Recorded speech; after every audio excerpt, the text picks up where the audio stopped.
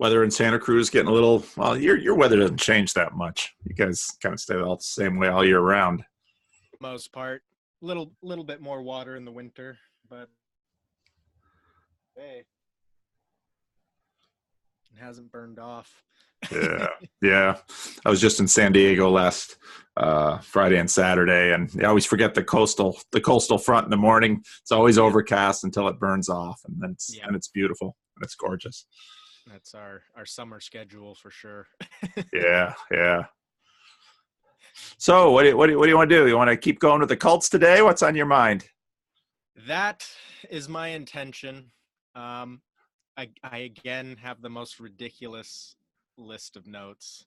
You know, it's really funny because I've played with the idea, more than played. I've wanted to start a YouTube channel for a while. Really? But the problem I always run into is I can't nail down a context enough to know what to talk about.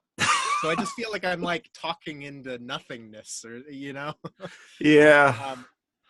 And then when I try and plan what I'm going to talk with you about, it's like this never-ending, expanding list of topics. Okay. Which is funny how that works. Well, we left them, I mean, the time before last, we left them with a cliffhanger. So we got them off the cliffhanger, but then it's kind of like the Zizek debate. Last time we talked we wound up having a theological discussion, which was cool. Getting there again, we'll see. Yeah, that seems, there's something to that when you start a substantive debate, things, or not debate, but a conversation, things wind up theological.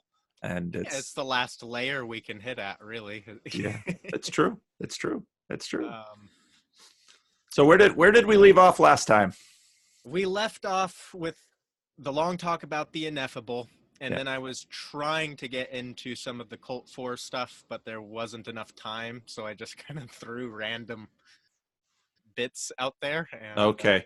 So explain to me this last cult you were in, because it's I mean, the other kinds of physical cults, everyone kind of gets, because we've seen documentaries about them, and there's a cult leader and he has a compound. And actually in one of our meetups, we were having the debate that cults either have to go to no sex or free sex, and usually either way winds up being self-destructive, but free sex is self-destructive faster than no sex, kind of Oneida versus Shakers. The best is, the best is no sex for anyone except the guru. Ah!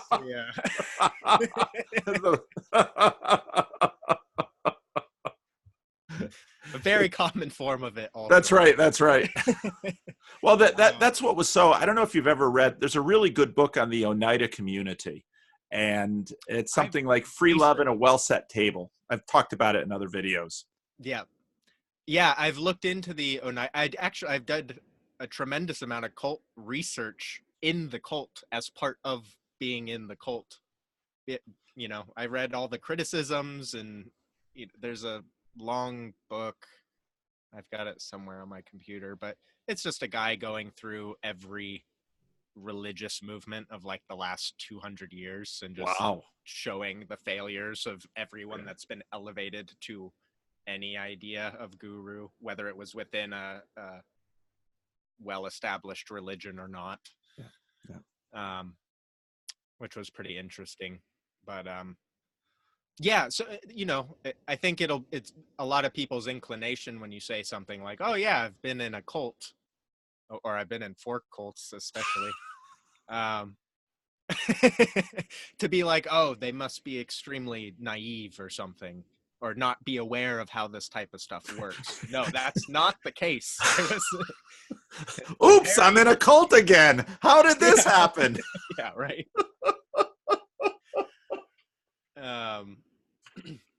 So why did you, okay, so you didn't just stumble into cult number 4, you got into it intentionally, and you'd been experienced in being in cults. Yes. Why? What happened? And this cult number 4 is kind of a different version of cult, from our previous conversations. And it was largely, I mean, interestingly, this was a part I was going to bring up. later, but the way it even became a cult was through an argument that the main guy had online in weird Facebook, where the guy was blaming him of being a cult leader because he wasn't before. He was just a guy running around with a book of ideas being like, more people should listen to me. Mm-hmm. And the guy was like telling him, you're just a cult leader. This was actually a major feature of it, is that any criticism it received, instead of deflecting it, it put it on. It would wear the criticism and then change the context around the criticism rather than trying to reject the label. Okay. So that it literally became a cult from a person trying to destroy it. And then it was like, oh, I guess we're a cult now, so let's go on with being a cult. Lots of really tricky, it's hard to explain how subtle those techniques can be and how they work to kind of eat their way into someone's perceptual systems. I mean, it's not like it's foreign to many different things, more familiar systems that we interact with that we wouldn't label a cult. In my opinion, mistakenly not label them a cult. But. So what were some of the teachings that this individual was propagating? So I've been trying to think about how to set this up.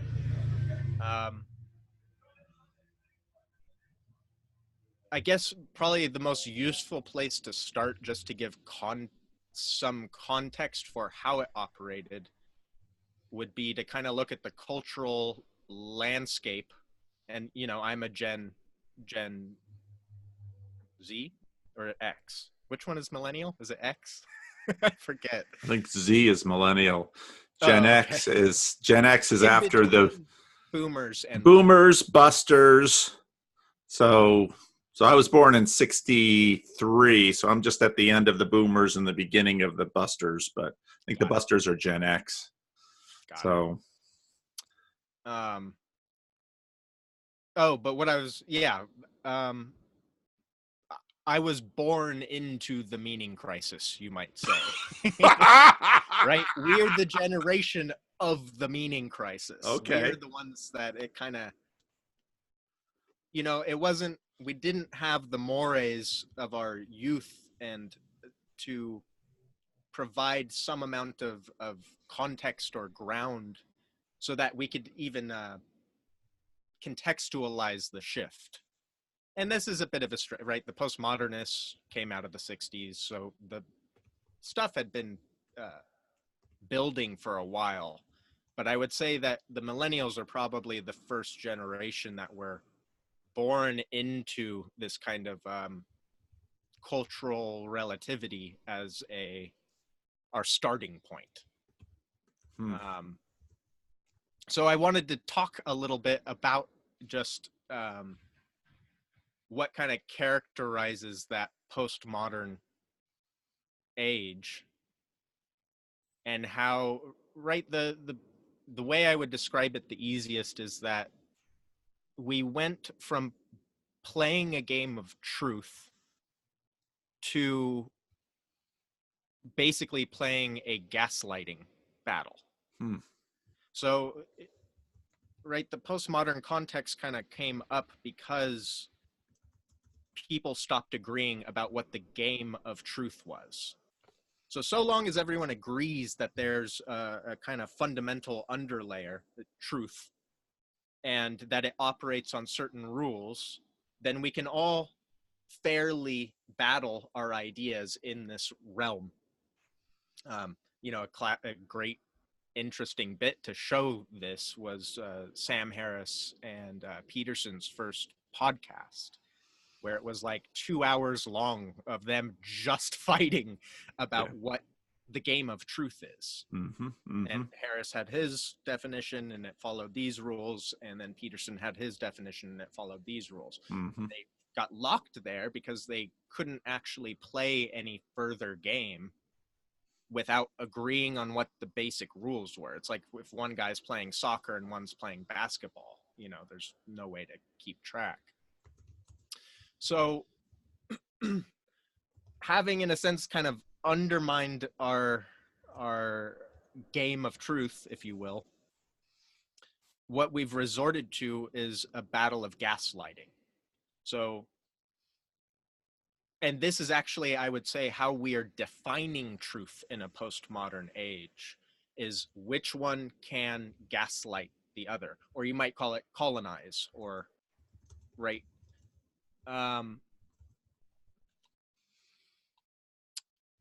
So the cult took that as its prime mode of action, if you will, which is that instead of trying to convince people through some rational argument or through some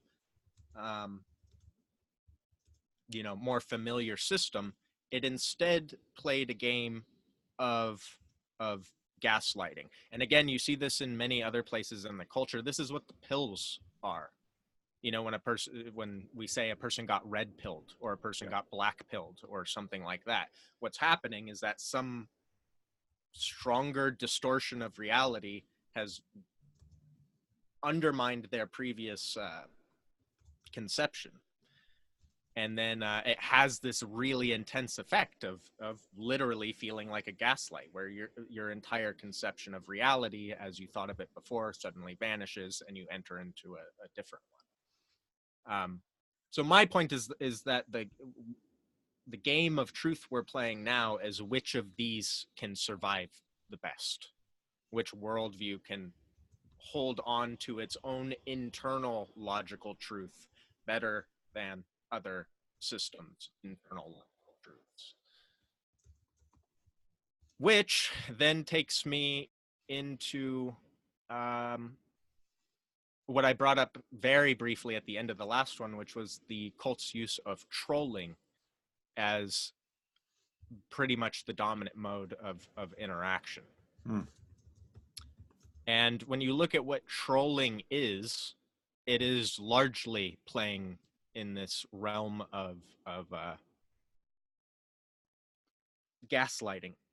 Well, it's really, and I don't love taking my videos in a political realm, but this is essentially how Donald Trump won the Republican nomination. My notes, yes. and then the presidential campaign.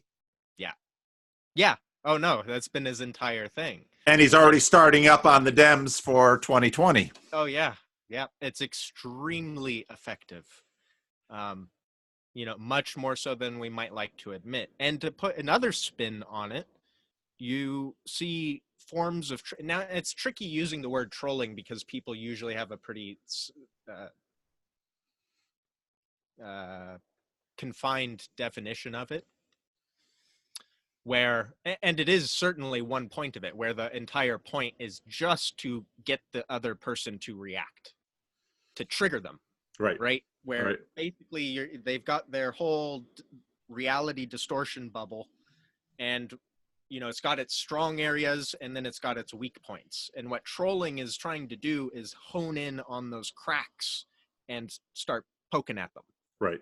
To expose, basically to expose to gaslight them. But yes. So gaslighting is kind of one metaphor of what you do. The other is just to expose them to mockery, ridicule, and they're no longer serious. So Jeb Bush has low energy. Yes. And I mean, Trump just lying Hillary. I mean, with his little labels, he just labels them. And his comment about age the other day, he's Donald Trump at 72 years old is a robust young man, against Joe Biden and Bernie Sanders. And you just think, whatever you think of the guy's politics, when it comes to this game, oh, he's a master. He's a master. He really is. You got to give it to him. Yeah. And to give it a different spin, you can tie this into like most major religious figures as well, right? Like, in a sense, the Buddha was a troll, right? Jesus was certainly a troll. Like, now, again, Yeah, yeah, It's a different context because their intention isn't just to piss people off. right, It's right, to achieve a greater truth. right. Or right. And And and that's to contextualize this a little bit for my Christian audience, that yeah, you probably triggered them yeah. when Jesus, watch how many times you read the Gospels. Jesus goes into a synagogue on the Sabbath and heals someone, Yeah, and it's like, you exactly. couldn't have done it the day before or the day after. You're making a point about the Son of Man and the Sabbath, and the Gospels are full of this stuff.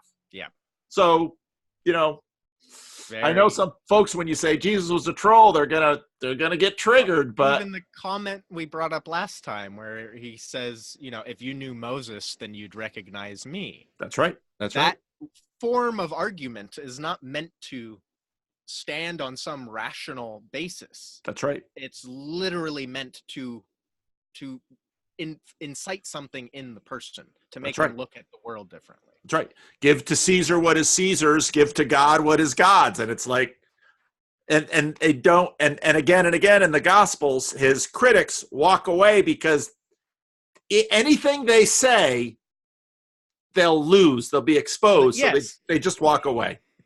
Yes. Yeah. Yeah. So yes, this was the mode that the cult was functioning under. And oh man, I had a point and I lost it. Gosh, it's not fair that minds work that way.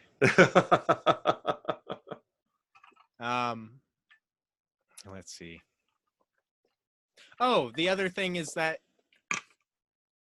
interacting this way, especially when you're going around calling yourself a cult, is in many ways safer for the people you're interacting with than trying to go around saying, I hold the keys of truth, or like the new age kind of manipulation where it's like, no, nothing's about me. I'm just here to promote the good in the world and to help you. And right, they cut off their own selfishness, and it makes it actually vastly more potentially manipulative. Yeah. Whereas when you're leading with the ugly foot, it's going to kick away most people.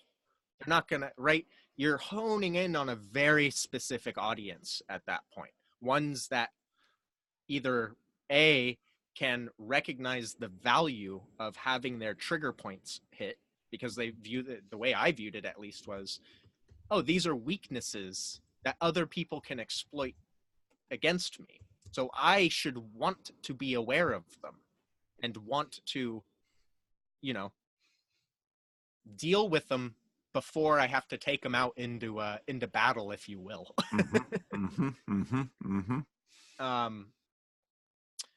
And another large part of that too is it wasn't trolling just to set people off and leave them there. And the way that this worked is that generally you'd be very blunt, punching into someone's self-image, the game they're playing, particularly because this all took place on social media. So the inclination is just a world of self-image. There's Which no is actual so the thing is already, I mean, if you're playing this game on social media, the context is already set up for it.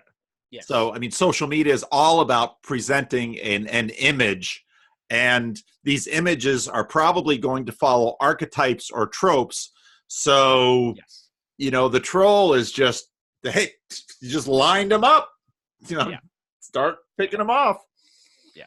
Oh, and you can, yeah, that's exactly right. You go around learning the different archetypes, and then you can demolish. I mean, that's probably over 99% of the population by learning, how to deal with maybe 15 different archetypes or whatever. Yep. And it becomes really easy to hone in on the weak points of whatever. Yep. The other side of this, though, is it wasn't just right. It had a good cop, bad cop dichotomy going on. And this was actually, I mean, if you look at it honestly, it's a way to control people's behavior. But if the person was being fake, you would just punch up against the wall, trying to crack their worldview. But the point wasn't just destruction. It was to then get the person to relate as a person rather than as a caricature. So vulnerability and honesty were extremely highly rewarded. And so you would have, even in a single conversation, and I did it too, but you would be switching between these two kind of modes and be constantly reading the person you're interacting with to see where are they relating as an actual person, or are they trying to put on a show for you? And so the whole point was basically going to this place where actual human interaction was starved, despite the fact that it's made out of human interaction, and try and get people to relate honestly. So, and again, this was in a weird subculture of the internet. And to explain a little bit of what weird Facebook is, one of the comments from the last video was like, "Oh, was there lots of Pepe memes?" And weird Facebook is not the alt-right. So weird Facebook came out of a movement in 2012, maybe a little earlier, like pretty much 2012 to 2013, called alt-lit, which was alternative literature. And it was filled with a lot of unsavory characters. But you could argue that they were very far leftists that were pushing the boundary of what was socially acceptable. So kind of the original classic leftist before it got, that's not a good definition, but before it got into the SJW type behavior, more of a purity testing. So this was like the other direction of like anti-purity. And around end of 13 or maybe 2014, most of the major figures of the alt-lit club were charged with, a lot of sexual problem, or not. It varied depending on the figure, but they basically all went under, and the alt-lit collapsed because it was basically out of sexual predators. The free sex link that does you in. That yeah. Highly unstable. yeah. Well, right. And again, if you're going with Hinduism or Taoism, that's the fundamental life energy, right? That's the most dangerous place. That's where all of it's sitting dormant. So yeah, alt-lit collapses around 2014. It basically morphs, that same community built around these figures morphs into weird Facebook, which has pretty much collapsed as well as probably 2016, maybe 2017. It pretty much fell apart. But yeah, that's where it's a weird place, it's the fringe. All of the people that are just totally disenfranchised by the game everyone else is playing. The suicide levels are through the roof. I personally know 4 people since 2016 that have killed themselves. Wow. From that scene. It's it's a rough place. So that's where he tried to go in and basically impose some amount of structure, while at the same time playing the same game they were. Because a lot of it was be unacceptable and be honest. That's, I would say, what kind of defines weird Facebook, is people willing to be bluntly, if cynically, honest with their life. So it creates a really strong contrast with normal Facebook, where people are trying to construct an image because it's basically just being forward with how absolutely miserable the people are. And yeah it gets, I mean, it's you have the cynics in ancient Greece who break conventions, and Yes. Diogenes obviously very Yes. famous. And I put this in here as well. Yeah, yeah, that's and exactly then what. but then you add a social media aspect where, I mean, the internet is almost alcohol in terms of releasing us from normal inhibitions. People will say things and do things on the internet because it's a it's an external token. Again, it's sort of like Sauron's ring. It's something we invest ourselves into, this totem, if you will, and obviously via the power of the internet, it's infinitely communicatable, multipliable, and so Yes. there's a huge power in that. But also, as you noted, will just be unbelievably unstable, and therefore, if one Yes. invests enough of themselves in it, potentially enormously destructive. Absolutely. Absolutely. And that difference you're highlighting, why does it work like alcohol? It's what I think it is actually context confusion, because we don't know what it means to be the same person in front of your grandma and your parents as with the private conversations you have with friends and the interactions you have with strangers all at once, right? It's too many different contexts. Yep. Yep. And so it almost puts us in this place of like context doesn't exist.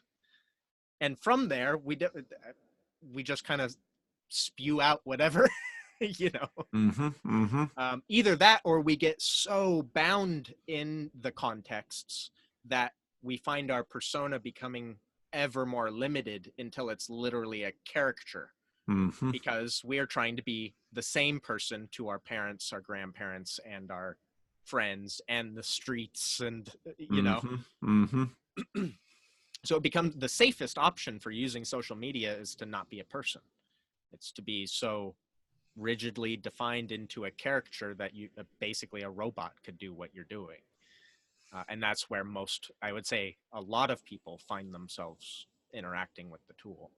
And many, like, I know of a number. One of the things that I learned on this Facebook, or not Facebook, but this YouTube journey of mine, how most people in the comment section are not using their real name. Some people have simply adopted pseudonyms. Some people have significant YouTube followings behind pseudonyms.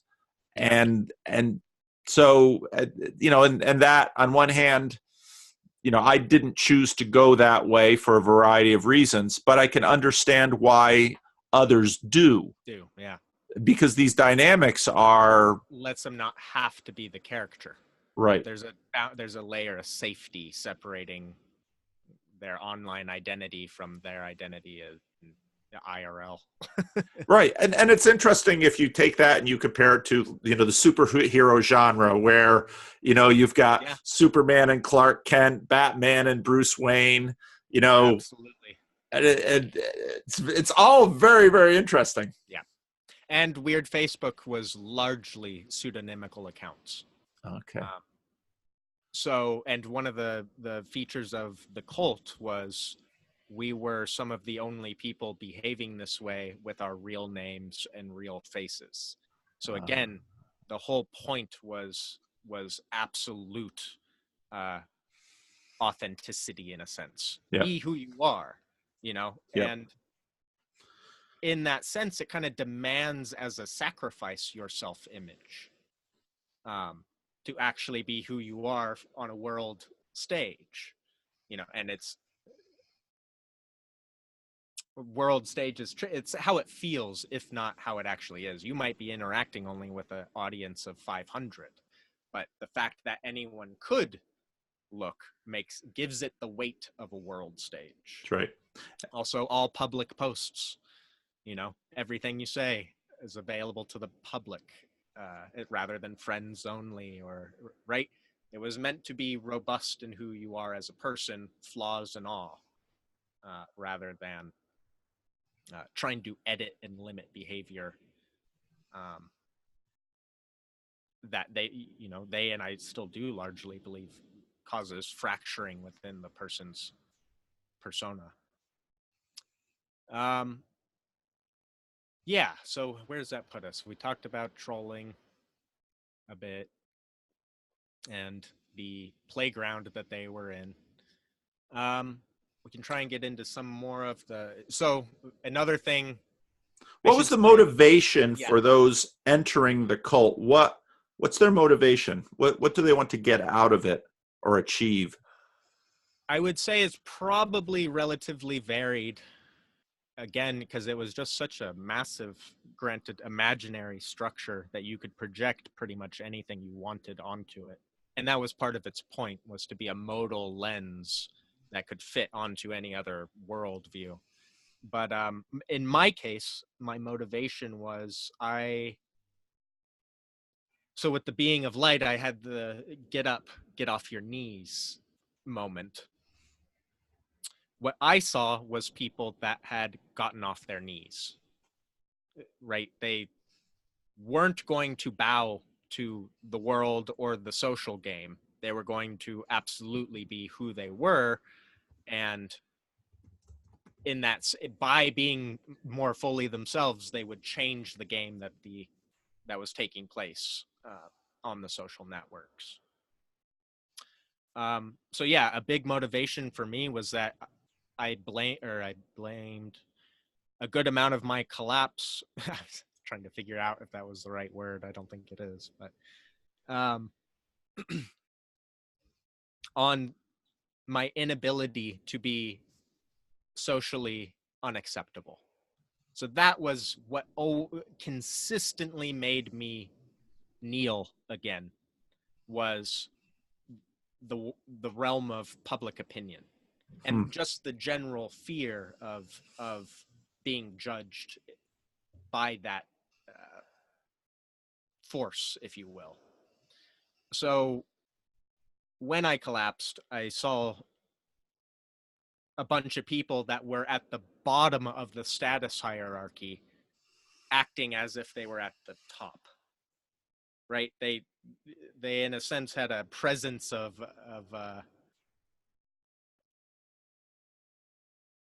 I don't know what the word is. It's like they walked around like they were nobility, even though they had none of the external symbols for it. And I liked that. It reminds me of, again, Diogenes, right? Where it's just the king comes up and is like, tell me, and he shows no difference between whether he's talking to the king or another peasant or whatever. It just is. So the Emperor Alexander the Great comes up, Yes, that's right. Could you get out of my son? Yeah, that's right. That's exactly it. So what I saw was a type of emotional learning that I was desperately needing to get further ahead, and a place where people were willing to show and teach it and support it is probably the biggest thing. So that was largely what drew me in, was, it had all its ideas and everything. A lot of it was extremely ironic. So again, that post-irony where you stop being able to tell what's ironic from what's sincere, which is, again, a magnificent manipulation tool, especially if you use it consciously.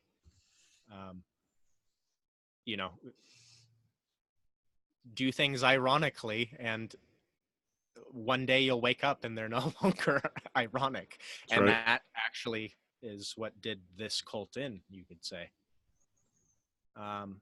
So let me see where I'm at here. Let's see if I'm following the thread somewhat.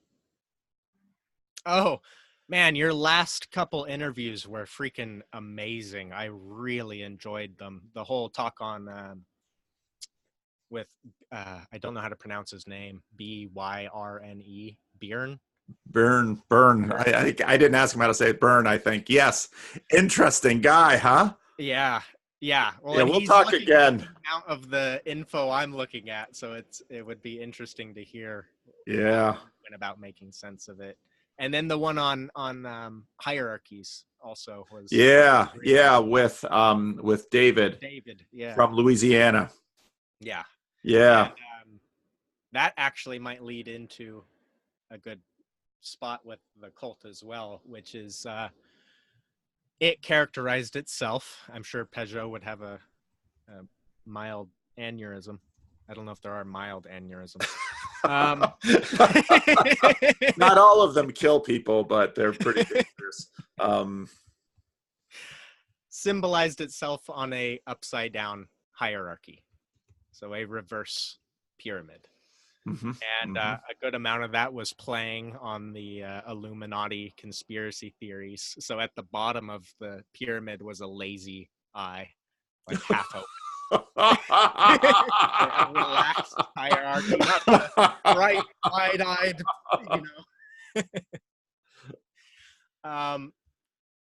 So, and again, a lot of this is infused with all of my own sense making. So it's hard to pull apart what it intended from how I went about understanding it. But an interesting point on hierarchies for me, I actually brought this up very briefly at the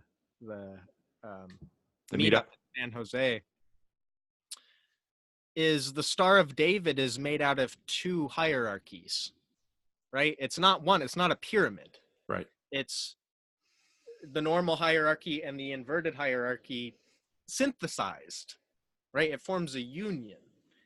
Well, the cult viewed a lot of the issues of the current world as being born from removing the upside down hierarchy, or basically using it as a sacrifice for the upright hierarchy to make the upright hierarchy bigger. So the way it defined the upright hierarchy was global capital, which is this, or I mean, you could map it onto so many different things. Abstractism, right? Reaching towards abstraction, trying to leave the human to reach to higher states or whatever, which could be symbolized as our technological growth, our ability to manipulate at a reality at a level ever approaching God, etc. An easy way to describe it is that hierarchy runs on credibility, right? And I would actually argue against Peterson's meritocracy. That isn't a better word, is credibility, because there's aspects of meritocracy in credibility, but it also functions with a lot of other things going on. Yes. Yeah, reputation. Yes. And reputation that isn't even earned, familial reputation, class, all of these aspects. No, I think you're right. Credibility is a better word. And then that translates into the market forces as literally your ability to receive credit. So that's whereas the upside down, I'm drawing the hierarchies on my desk. That's what I'm doing down here. Well, I'm typing notes. I'm learning to type notes because I post maybe a week or two after I do a conversation. It's like, how am I going to summarize this in a title slide? So I'm continuing to refine my process. So if I type, that's why I've taken notes. Nice. Whereas the downwards hierarchy, which would be the social as opposed to the financial hierarchy, and our social systems as opposed to our financial systems. Again, the word finance is kind of loaded, but financial systems is most human action nowadays. Right? It's functioning on, can I make this marketable? Is it valuable? Can I make money off it? That type of thing. The social isn't really operating under the context of, can I make money off of this? There's crossover. And again, if you look at the Star of David, they're mostly overlapping. But the peaks of the hierarchies are missing from each other. And then the corners of the bases are missing from each other as well.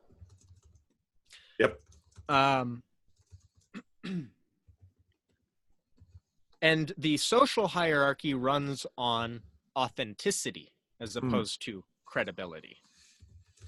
So, and there's a problem with authenticity, which is that, well, much like credibility, you can't actually try to be authentic. Or rather, the effort to try and be authentic is one of the surest signs you are not authentic. That's right. Right? That's the new age. This hyper, authentic to the point that it feels totally divorced from anything that might be what we think of as a real person. Right. And that actually a higher ideal to aim for in that hierarchy rather than authenticity, granted that's how it's operating, would be something along the lines of honesty. And that's actually, it's a fun line I like to use when people say, oh, we're living in a post-truth world. It's like, well, no, it's not actually post-truth. It's just pre-honest.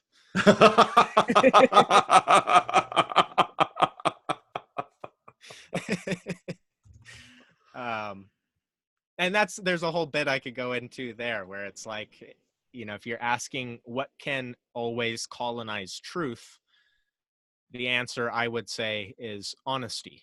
Mm-hmm. Honesty is the only thing that has the ability to keep all of the familiar truth value and actually enhance it as opposed to degrade it. Because every true statement you could make, you can also make from the point of view of who's saying it. And if you actually look at the development of science, what defines 20th century, at least physics, is the integration of the observer, right? So right. we had laws, physical laws that were true. But then when you get to relativity, which is funnily named given our current cultural conversation, Mm-hmm. The whole change basically, I mean, there's lots of changes, but one of the major ones is bringing in the frame of reference. So events happen differently based on how the frame of reference you're looking at it is moving. That to me is a step away from truth towards, as an ideal, a Platonic truth of here's the laws, they're 100% true all the time, to, well, actually you have to also incorporate how you're observing them. And that's the same with quantum mechanics, right? It starts with Heisenberg's uncertainty principle, which is basically integrating the fact that when you observe something, you interfere with the system. There's no way to look at what's happening without interfering with what is happening. And then we codify that, and it changes our entire conception of how events play out and all that kind of stuff. So my argument here is just like we're moving ever closer towards honesty. I think actually this again is just me forecasting. I'm not smart enough for this to mean anything. I think actually where the next major step, particularly with physics, will be is when that frame of reference is made specific. So yes, right now we still have it in the realm of the Platonic ideal of a massless, spaceless point of observation. Well, what happens when we plug into that variable what we know for a fact the universe uses as nodes of observation, which would be what we call consciousness, however right. that phenomena may be happening, or right. where it's localized, or is it, it gets messy quick. Yeah, the source of seeing. Yes. And I do think there's a lot of fun ideas to be explored there. No, this is all really, good stuff. And, for a long time now in my videos, I've talked about this monarchical vision. Well, part of the reason it's a monarchical vision is because only the monarch, the monarch, which is monarche, monarch, that's the triangle. It comes from a point. Yeah. But this is something that because we are not the monarchs, we are monarchs over our own realm, as it were, but we are not monarchs over the realm. We cannot pierce this or obtain this vision, because obviously the moment we enter, we contaminate, to use one frame of reference for it. So Yes. no, this is, I really love how you laid this out. This is really, really good stuff. Cool. Man, I can't believe how fast these go. We're almost at it already. I feel like I just scratched the surface here, but I think I we had that actually thing. I what was that? we've talked about quite a bit, actually. We've done quite a bit. Yeah, we covered some territory. I guess I'm just looking at my notes and I'm like trying to spit it all out. I looked into I don't know how to pronounce this guy's name. Dooyeweerd. Dooyeweerd. Dooyeweerd. Okay. Dooyeweerd. Yes. Yeah. Dutch philosopher. And I definitely enjoyed. I mean, I didn't look into it. I read the Wikipedia page, which is not very high resolution. But Yeah. one thing I picked out was his whole idea about the pre-theoretical altitude of thought. And this is what I was describing this is what I'm describing when I say everything is fundamentally cultic. And that's just the word I'm using for what this pre-theoretical thing is. But you can see him getting into this, what's underneath the rationality that the person is then operating under. And he actually views this as a good thing. Like, Christians should be Christian in their thought. Right. Which I would agree with. And then this gets us back into the gaslighting battle, which is how we decide truth in a pre-theoretical space. Right.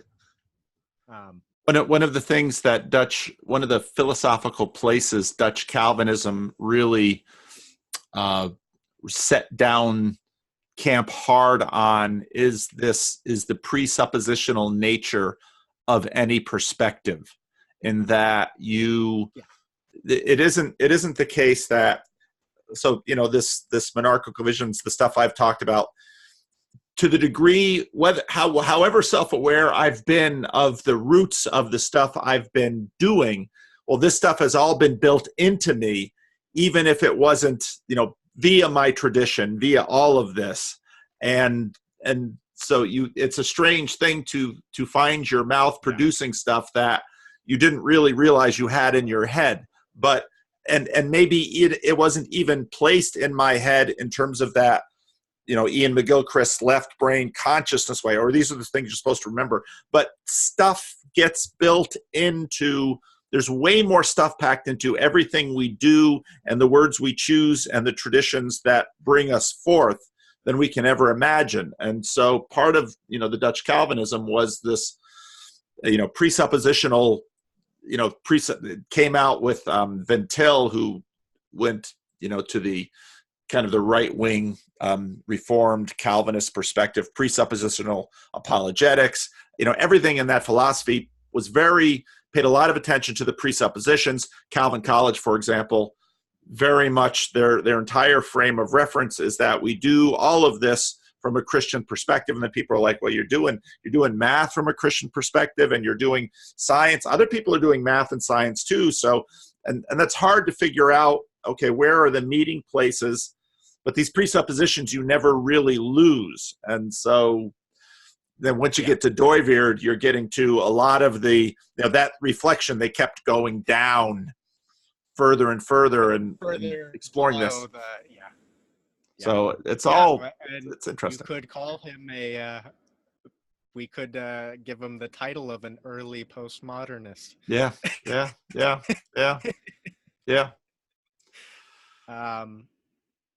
Granted, I think I feel about the postmodernists similarly to how I feel about Marxism, which is that I find the critique extremely valuable, and I find the prescription absolutely just garbage. Yeah, that's right. And I don't like that they often bundle the critique and the prescription together. I think that's a dumb thing to have stuck around for so long. But I also don't solvents. credit the postmodernists with creating anything. I think they were just looking at something Right. and trying to describe it. So Solvents and breakfast cereal are good, but you can't eat them together. yes, yeah, yeah, so exactly. hey, here's some postmodern solvent. And as C.S. Lewis made the point, you keep deconstructing, you seeing through things. The point of seeing through things is to finally see something, and to finally Yes. see something solid and reliable. But if you keep seeing through it, well, now you're back to the game that we initially began talking about. You just keep piercing everyone's Yeah, everyone's with gaslighting. no elevated principle behind the action, Right, right. um, which is just straight destruction. It's interesting to look at the rights, because they were trolling for years before Donald Trump, but then when Donald Trump comes in as a figurehead, suddenly an aspect of direction or a goal comes in, and it orients all this energy towards something, and you see a shift in the character of it. Right, right. But wow, yep, we're just up there. Well, I definitely threw a handful of ideas out there. Hopefully people will find them interesting. I did not get to the rest of this again, Well, which is we'll talk frustrating. again. I was hoping this would be the last one for a little while, so as not to overstay my welcome. Well, we'll take it as it comes, and we'll just make a playlist, and people can find the previous talks. And it's interesting for me too, because part of the challenge of the conversations for me is I want to, at least in the title and the thumbnail, present something so that people can have a look into it. But the nature of a conversation, especially when you're having multiple conversations and developing, a sort of relationship, is okay. How does one then enter in and Absolutely. find it Without having to productive? look at the previous 4 hours or whatever. Yeah, Yeah. yeah. So well, maybe by the next time we talk, I'll have made a more solid attempt at starting a YouTube channel. okay. And concentrate some ideas there. Well, and I'd really love to see you do it. So there's a couple of guys that you met in our meetup who, one of the things we talked about last night at our meetup was, only James in our meetup has been on my channel with me, and I keep asking some of these other guys to come on the channel with me, but they're holding back because they want to set up their channel, and once they've got some things lined up, then they want to talk to me because they know that'll give them a boost. I see. And so they've kind of got their plan how to launch their channel, and I'm happy to be a part of that, because these are sharp guys, and I think they're going to be able to make a contribution, but they're figuring it out, and they want to do the timing right, and so I'll trust them to launch as they see fit. So Nice. So yeah, no, I'd love to see you do your own channel. I think you've got tons of really good thoughts, and it's funny to me because I reflect sometimes on this medium of YouTube, and I think I'm doing it right, because what we're doing right now, I think this is really what this medium is for, even though neither of us will ever be PewDiePie. But this kind of interaction, this kind of availability, this is what this is for. So yeah, at least in my opinion. So wholeheartedly agree. Anyway, it's great talking to you again, Nick. Yes, excellent as always. Thank you again for all that you do. Any chance you'll be coming into San Francisco for the we have a I've meetup? been thinking about it, and it depends on whether I can get my finances together enough in the period in between to make it feasible. Okay. But there is definitely a chance, and it's not that much further away than San Jose was. So I'll aim for it. That's I'm assuming before another That's before the Peterson event in San Francisco Okay. on May 2. The Peterson talk begins at 6:30, so we're meeting in the hotel between 4 and 6. Got it. Got it. Okay? Cool. All right, Nick. Yeah, I'll get in there on the meetup, but Okay. awesome. Nice Real to talk good. to you all. All right. Bye-bye.